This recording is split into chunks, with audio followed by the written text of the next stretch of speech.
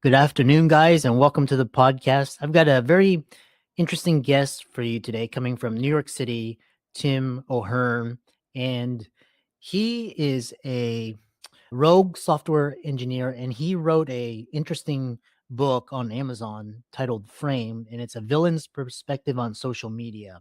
And we're going to talk all about his perspective, why he wrote the book, what it means, and the problems with big tech. And I'm really happy to have him on the show to discuss with him his thought leadership around this idea and the problems with social media, big tech, etc. So, Tim, welcome. Thank you, Christopher. Thanks for having me. Yeah, briefly introduce your background and to dive into your work. Sure. So my name's Tim O'Hearn. I've been a software engineer for about 10 years now. My primary employment has actually been in quantitative trading. So quite a bit different from social media, but something I began doing seriously in 2017 was helping people get more followers on social media platforms, primarily Instagram. So what some of this side hustle led to was a totally different realm of marketing, a different realm of software engineering. And I learned a lot about the underbelly of social media, not just what we experience there, but a lot of these odd push and pull types of conflicts that are even being had at the highest levels of the companies themselves. So all of this was wrapped up and put into a book, which was published last month called Framed, A Villain's Perspective on Social Media. Yeah. Yeah. And we'll start off by just exploring the underbelly of the social media world. And so that leads to MySpace, which is the precursor to everything, and how it led to the chaos of social media in the late 2010. Yeah, for sure. I think MySpace is a really useful starting point. The most dedicated internet historians would tell you that MySpace wasn't the first platform. The hypothesis that I push in my book is that MySpace was the first platform that mattered. And it mattered not just from the cultural standpoint, which there's still some things for MySpace that are prevalent, but it's really from how we began to view social metrics as something that was deeply valuable and how we started to exhibit certain antisocial behaviors in accumulating those metrics. So MySpace was the first platform where people went to extremes to get more followers, or in that case, friends. And then towards the end of MySpace's, really toward the end of its journey there, we had software services emerging that facilitated gaining friends and followers. And those things then formed the basis of the craziness of later platforms, primarily Instagram. Yeah. And we'll dive into because you helped to engineer these addictive technology systems at social media startups. And my question for you is, I feel like for example, TikTok, or that was really easy to grow on, and now it's, you see what happened, or Clubhouse, what that was really easy, and now it's overtaken by, or even like LinkedIn. LinkedIn now is, they want more views and things, but it seems like social media is working against you. The more you post on Instagram, like the less views you get. And what from your work engineering these algorithms, what have you exposed in the book Framed? Sure. I think a lot of what you've experienced is true. And there are legions of people on the internet complaining about the same thing. Oh, hey, when even YouTube, right, was first out, there was a really good stretch there where it was easy to grow. Same with Instagram, same with TikTok, and same with even Twitter through its multiple iterations here. Now, even those like yourself who have built up very long post histories, you have a lot of organic followers and legitimate interest in your content, you're probably seeing less reach than you were even a year or two ago. The unique perspective I have is that rather than working at Meta or working at Twitter or X, I worked at a much smaller social media startup where there were very few engineers, which meant someone like me from a more senior like leadership background was able to build some of these algorithms from the ground up.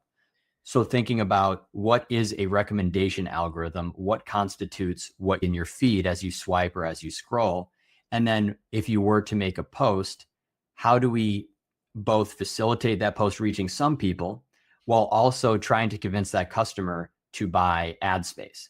And really what you're seeing, my learning there, because the company I worked at was so young, it never ran ads. What you're seeing in these news feeds is that they've been co-opted as an advertising vehicle. So that type of exposure that you crave and that you once got now can only be achieved by running advertisements, even if your and specifically your content is actually highly engaging, very compelling. It's just not shown to as many people organically as it once was. Mm, interesting. And we talk about they basically want you to spend more time. It's basically like it's reminds me of like casinos. The Sure. longer you stay, the less you get, and they lure you in by these big rewards initially, and then they like cut you off and make you dependent on them. What about when you mentioned like these algorithms showing you feeds and things that you spend more time on, or you like or engage, or even I think sometimes your iPhone is listening to your conversations because sometimes the same things like pop up after you hang out with your friends or you talk with your spouse and things. What about disinformation and misinformation and kind of this GameStop phenomenon or this January 6th type issue? Talk about that.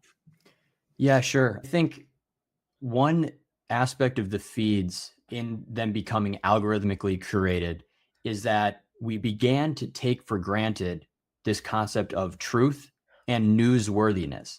So you remember newscasters in the 20th century, that's like a very classic image that many of us have of trusting news sources and trusting broadcasters.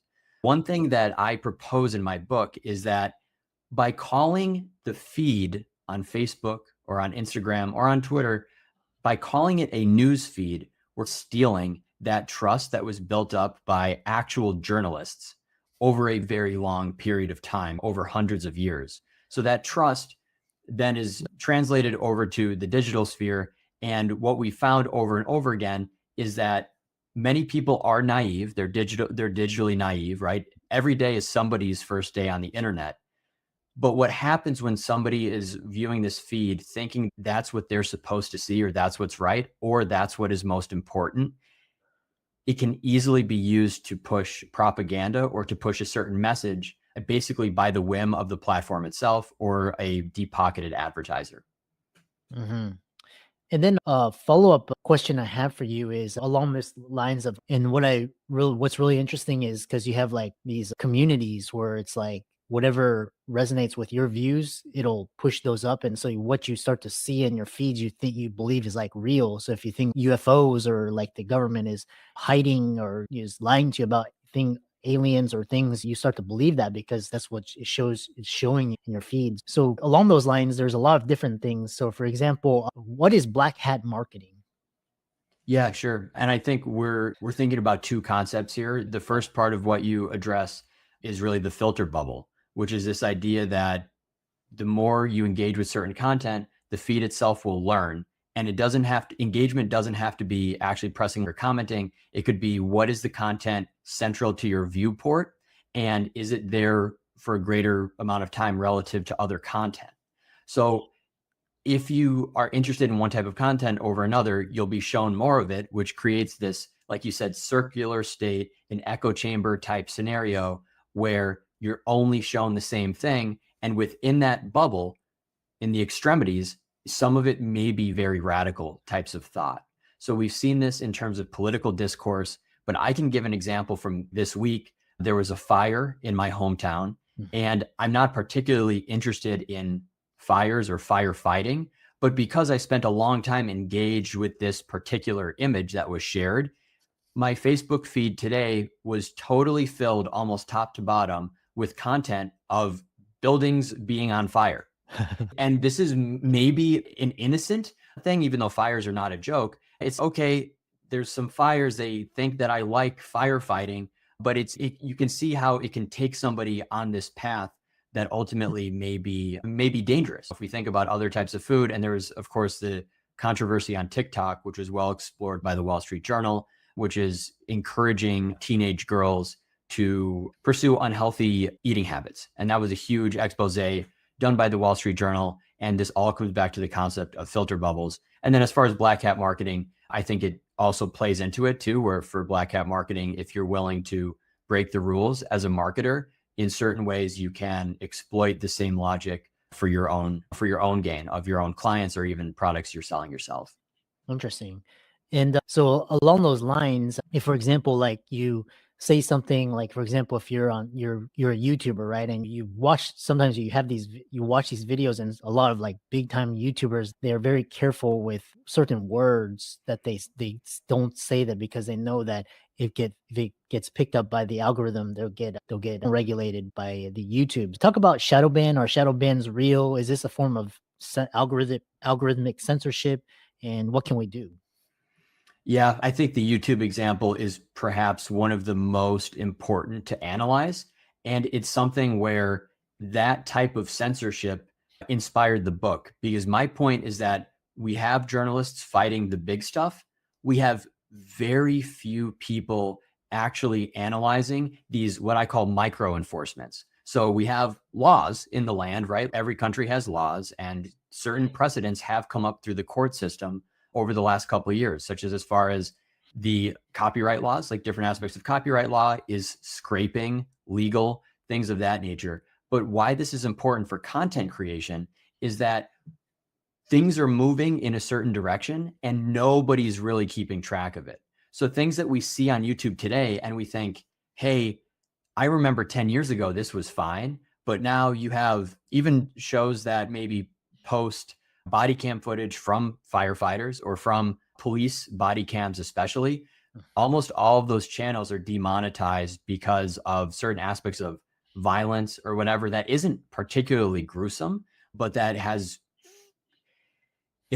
when you think about the platforms, they have a duty to advertisers. And as they become more dependent on advertisers, any advertiser with large enough or deep enough pockets or a large enough budget can start to dictate what is and is not appropriate beyond legality, just as far as messaging. So that's things like, yeah, like ads for gambling or ads for certain types of products in the nutritional supplement space, which I'm sure you have some awareness of, things such as financial products.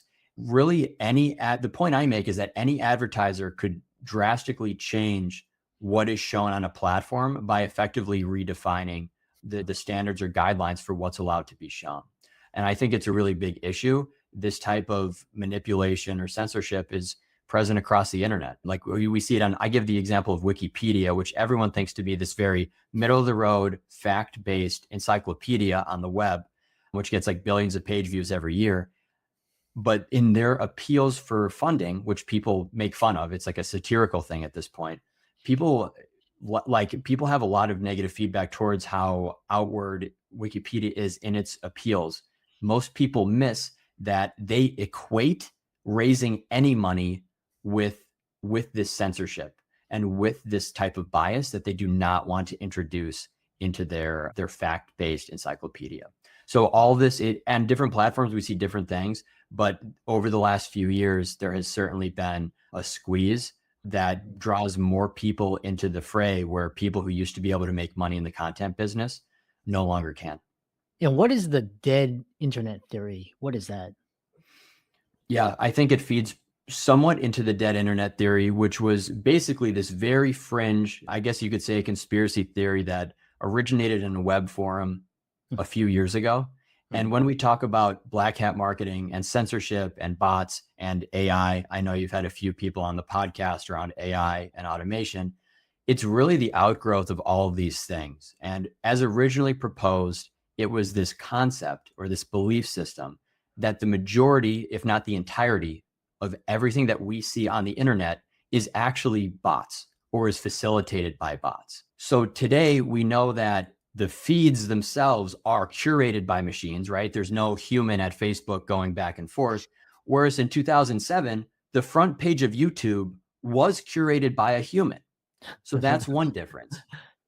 But when we think about what AI does today and why it's given this new life, or what I would say is the second wave of the dead internet theory, is that now almost anybody can create believable content, either text, photo, or even video, that seems plausible on the internet, which means if it's your first day on the internet, there's certain things that you simply would not be able to tell the difference between human and AI generated or AI augmented, especially.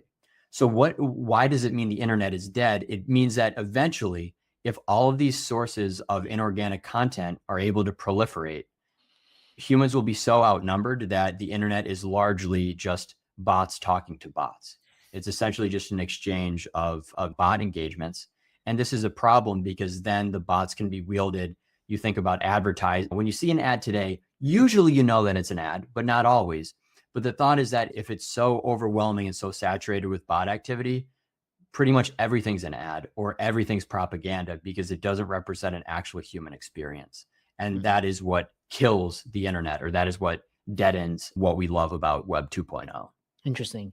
And what are your thoughts? Is AI just gonna make this make it just? Is it gonna add fuel to the fire, or is it gonna help benefit in some ways? What are your thoughts based on your writings? Yeah, it's interesting to publish a book in 2025 because as there are probably about 8,000 books published every day on Amazon, I would estimate that over 10% of them are now heavily driven by AI, and probably 25% are augmented by AI. So I'm writing a book where I criticize AI in chapter 29, launching it to a field where everyone uses AI for marketing. And many people use AI to actually write their books. So I think the future is pretty bleak for people creating original work, especially creatives. For those with more functional professional vocations, such as the software engineer, such as the accountant, such as the lawyer to some extent, a lot of this will be replaced by generative AI, certainly. So I think it's an issue, but it's also something very interesting where it's not as if companies will downsize by 90% in 1 year. It's not like certain professions will totally go away. There's a reason that humans haven't been eliminated the last 5 times that we said that this new tech product would eliminate jobs, right? Like it's a slower burn than that. And AI is still deeply flawed. But within the book, I think I make a case that while the internet is still alive, it's definitely on the downward trend, because regardless of your belief in the dead internet theory, we certainly do not believe in the opposite. We do not believe that the internet is becoming more human. And that's what gives way to conspiracies. If you don't believe it's becoming more human and more authentic, then it's likely becoming more robotic and less believable and authentic. So that's the point. And that's how AI is really driving, I think, creatives out of their creative industries, and also probably eroding the demand for a lot of just regular workers, regular employees too. Yeah. It's interesting because you have this one view that basically if you're creative, it's harder and harder to make a living because these social media platforms are basically taking the lion's share. And then on the other hand, talking to other experts, they say that because AI is going to be so dominant that the only the only the creatives, like the people that have the human element, are going to survive and thrive. Touching upon, because we got a new administration and he's a big proponent about we're gonna free speech, and then the other thing is the big idea at this year's South by Southwest was Web 3.0 and decentralization of social media, and Blue Sky is one of those examples. What are your thoughts on like a decentralized, basically, because Web 2.0 is basically your modern day gatekeeper. It's like the fortress. If you're not in there, if you're not Mark Zuckerberg or Bezos, you're pretty much excluded. So what are your thoughts on Web 3.0 and decentralization of social media and the web? Yeah, Chris, I think it's a really good point, because you look at it and once you actually go and read through the terms and conditions, you realize not only are you not free to say what you'd like on social media platforms, but also you don't own anything on those platforms, whether that's your content, whether that's your name, image, likeness, whether that's your followers, which of course are very important for me and you. So what is the new frontier? Like, what should we do? Even before we were really saying that things needed to be decentralized, we had this concept of what free speech on the web might look like. One stunning reversal was that Reddit, in its original branding from Alexis, was that it was a proponent of free speech, and free speech in a very broad definition. Of course, as time has gone on, Reddit has not been that bastion of free speech. It's been under a lot of criticism, even allegations of aligning with one side or the other through various election cycles. And they largely backtracked, in fact, at one point saying Reddit never claimed to be a bastion of free speech, which was, as you can imagine, with the Reddit mob, which was like very rapidly disproved. One thing I address in chapter 9 of my book, which is called Punishing Crime, is this phenomenon of actual free speech alt tech platforms, which I would consider Blue Sky to be alt tech as well, in that a platform called Gab or Gab AI came up a couple of years ago, and it was saying, hey, we're protecting free speech by any means necessary.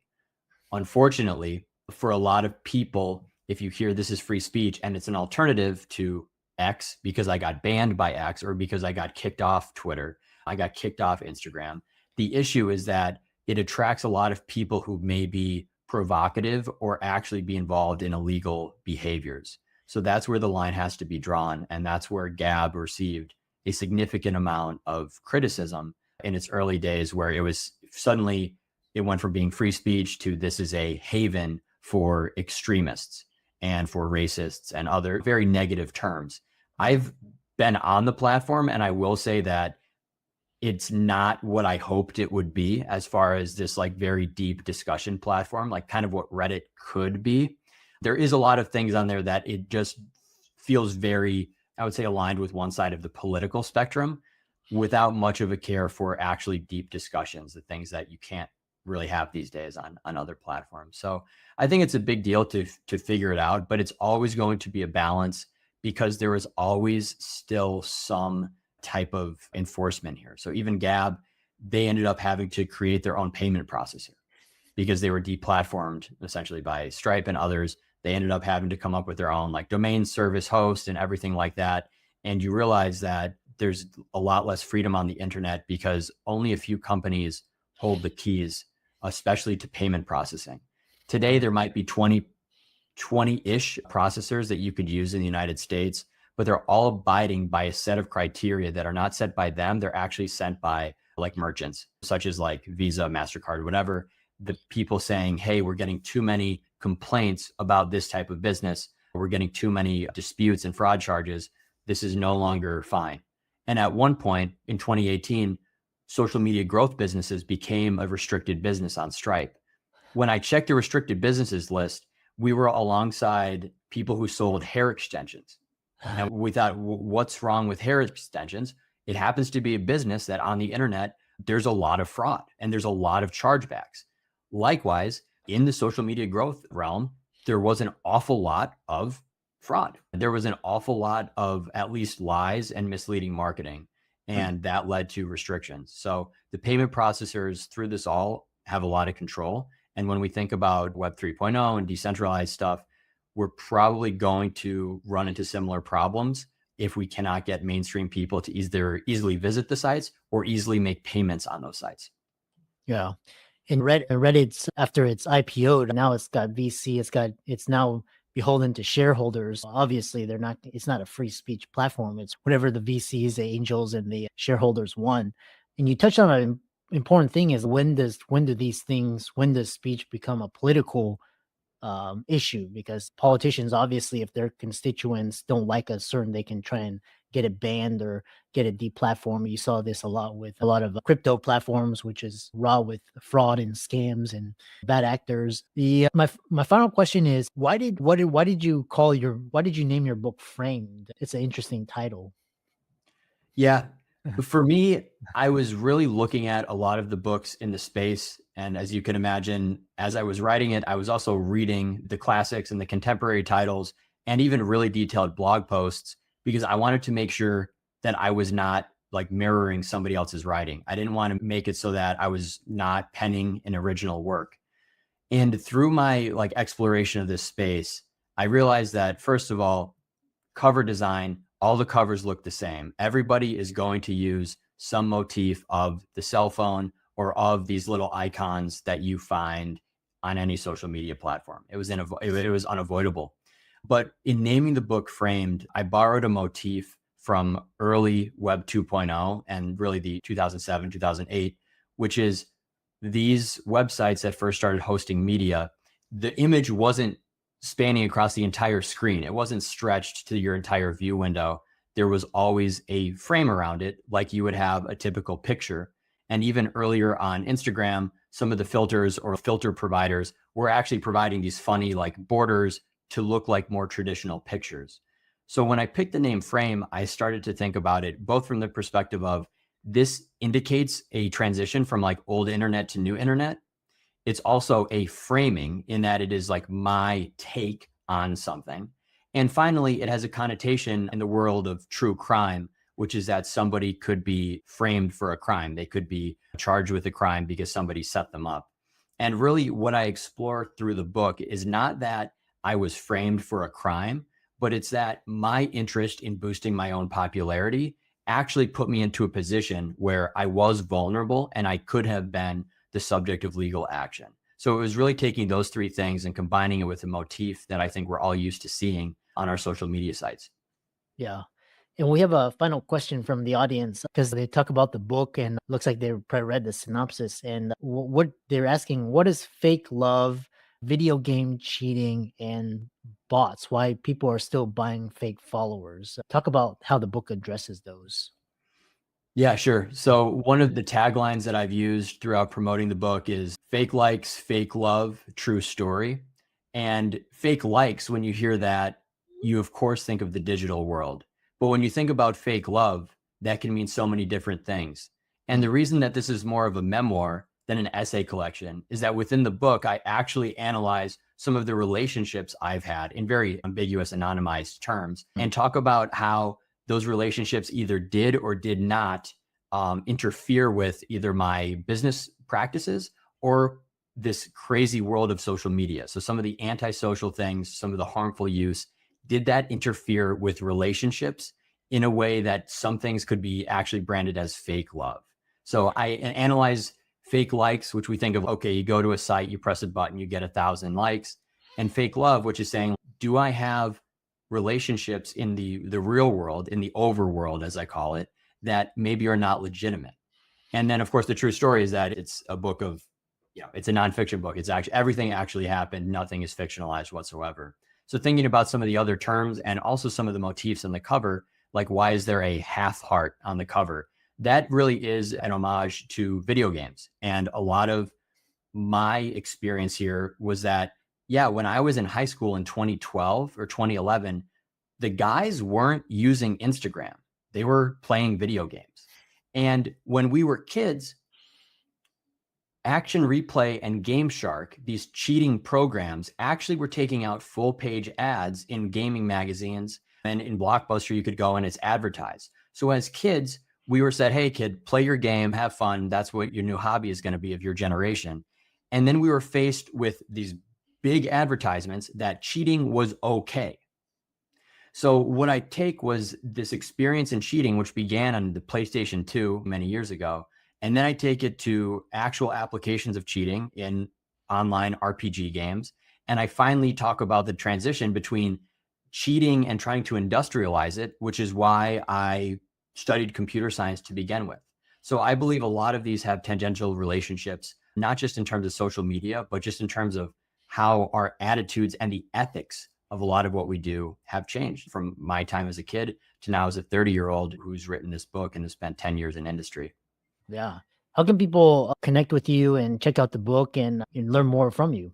Yeah, for sure. I have copies right here, Framed: A Villain's Perspective on Social Media. I know it'll get blurred out, but the best way to connect with me and learn more is to sign up for my mailing list. It's Tim O'Hearn at Beehive. The book right now for the next week or so is still going to be priced at 99 cents for the Kindle copy, and the paperback is selling for $15. Both of these are prices that I made mainly for my fans and mainly for longtime supporters, because this is a really important topic. It's something that I want to get out there more so than it is a money-making endeavor. So when I put it all together, I think about what we could do from the next stage if we have more people interested in social media and really the social aspects of the internet. Currently, the book is the #1 bestseller for social aspects of the internet on Amazon, and I'm happy to share it with more people. Yeah, excellent.